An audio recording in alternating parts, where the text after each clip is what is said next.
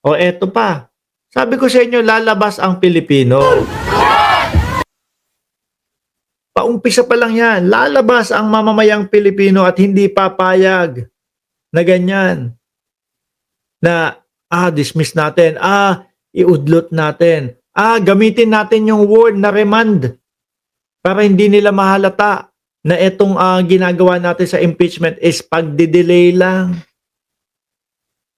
O ayan, unti-unti po yan, mga bossing. Meron pang mga nagsabi, pupunta kami sa Senado. Meron kaming dalang kandila. Yung iba meron pa dala, padlock pa daw ho. Di ba, Addictus Rex?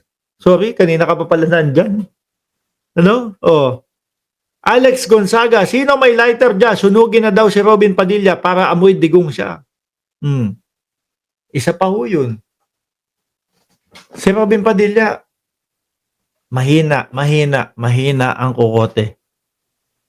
Hanggat maaari, kahit na makaduterte ka, wag mong ipaparamdam sa mamamayang Pilipino na yun lang yung pinagsisilbihan mo at yun lang yung dahilan kung bakit ka naging senador. Hanggat maaari, ipapamuka at ipaparamdam mo sa buong Pilipinas na para ako sa inyo.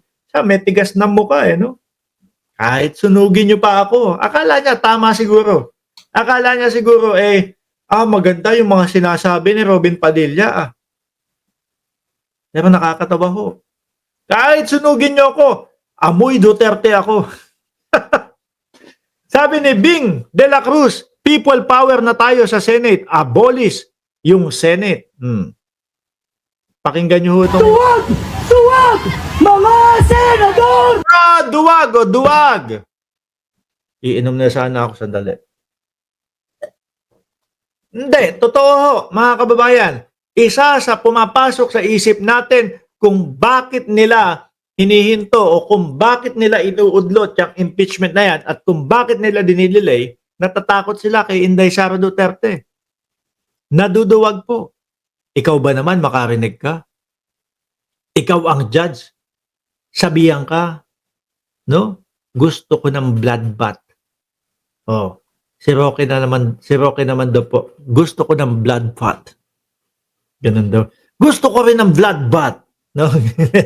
Si Roque. O hindi, ikaw masabihan ka ng ganun. Kahit hindi direktang sinabi sa iyo, kakabahan ka Duwag! Duwag!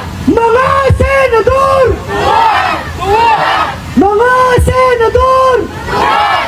Duwag! Duwag! Duwag! Mga senador! Aso, mga senador. Ganon. Talo si Tatay Digong sa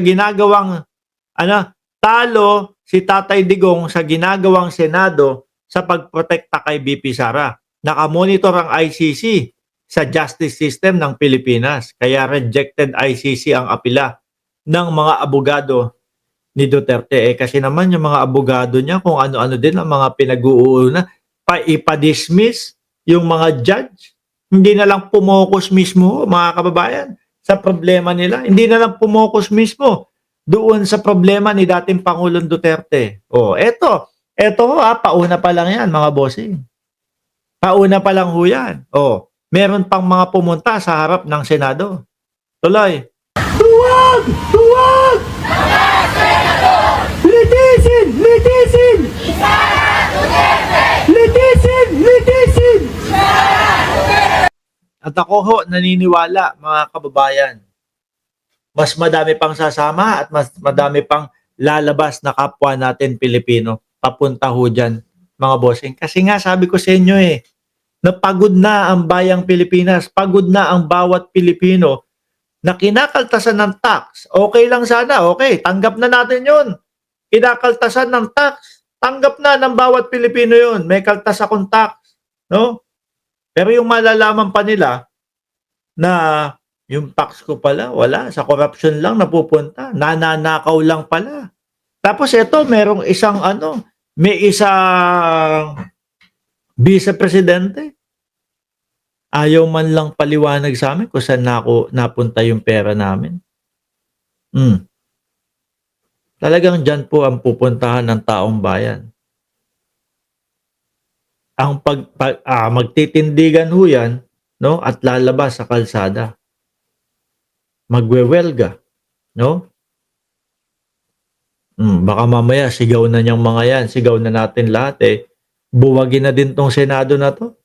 Tutal naman, eh wala na tayong napapakinabangan. Yung mga gusto nating malaman, eh nagkakampi-kampihan na lang sila. 'Di ba? Sabi ni Cheche Boreche, o kaya tayo di umaasenso dahil sa mga kawatang politik. Totoo po.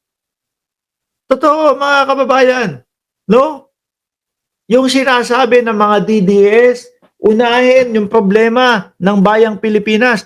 Ito ang problema ng bayang Pilipinas, mga nawawalang pondo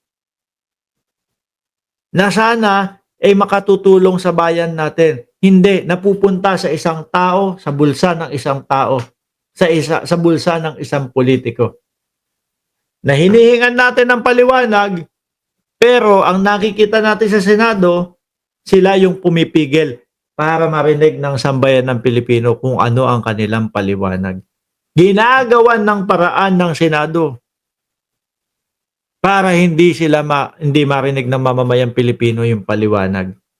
Ang ginawa ho nila mga bossing, nagtanong daw ulit doon sa House of Representatives.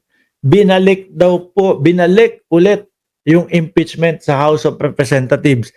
At ang tanong nila, okay pa din ba kayo na i-push itong impeachment na ito? Ayos pa din ba sa inyo? Siguro umaasa na ang isasagot sa kanila ng House, hindi, ayaw na namin niya. Okay na po, iba na po kami. Nakalimutan nila, 86% na lumagda doon sa impeachment ay mga nanalo at nakabalik po bilang mga congressman. So expect nyo, sasagutin kayo, hindi, ayaw na po namin yan. Natural, no? Iisipin ng mamamayang Pilipino, yung style nila, yung pagbalik doon sa Congress, pampabagal lang yun. Pinoprotektahan nila si Vice Presidente, no? Ayaw nilang masama doon sa bloodbath ni Vice Presidente. Di po ba? Kaya po ang mamamayang Pilipinos, mga kapwa natin Pilipino, yung sa simbahan, yung mga eskwelahan, magsasama-sama po yan mga boss. Pag nagkatapat-tapat po ng iisang araw yan, kung di ako nagkakamali, 11, merong magaganap, hindi ko lang po sigurado. Pag nagkatapat-tapat yan, madami po yan mga boss. No, mga senators.